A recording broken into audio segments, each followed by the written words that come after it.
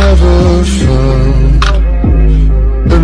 Assalamualaikum warahmatullahi wabarakatuh. Waalaikumsalam warahmatullahi wabarakatuh. Hai, apa kabar adik-adik kakak semua?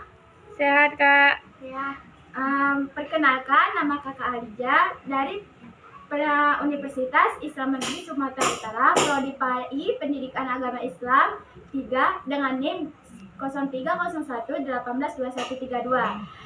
Baik adik-adik kakak, di sini kakak akan menjelaskan tentang najis dan toharoh. Ada yang tahu arti dari najis? Kotoran. Kalau toharoh apa itu?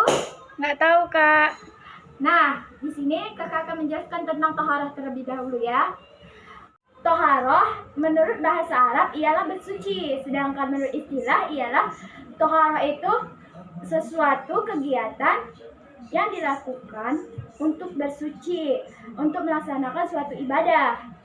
Nah, toharoh di sini contohnya itu seperti mandi wajib ataupun mengambil air wudhu untuk melaksanakan sholat, gitu kan? Adapun dalil atau riwayat yang menyatakan kita wajib bertoharoh terdapat dalam Quran Surah Al-Baqarah ayat 222.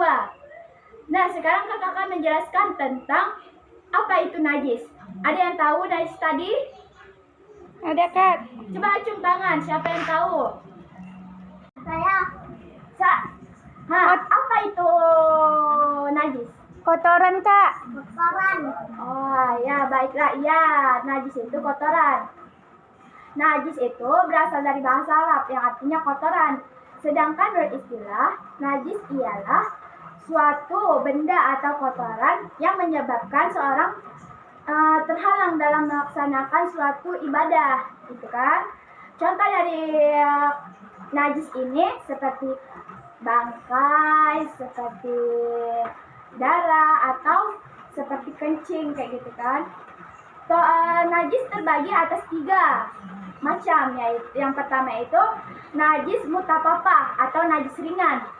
Najis ringan di sini contohnya itu seperti kencing anak bayi yang masih berumur 2 tahun ke bawah. Adapun cara penyucian dari najis mutapapah ini hanya cukup memercikkan air sedikit saja untuk menghilangkan suatu kotoran tersebut. Yang kedua, najis mutawasilah atau najis ringan. Contohnya itu seperti hamar, seperti bangkai atau kotoran manusia.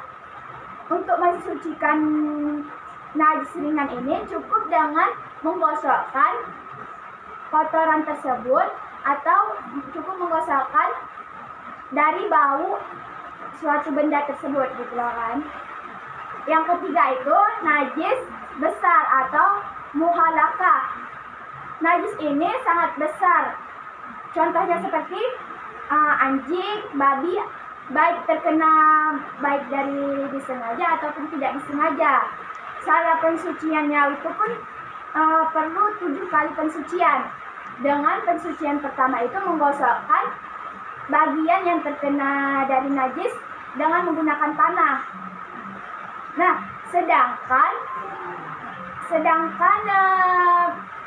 hadas menurut bahasa ialah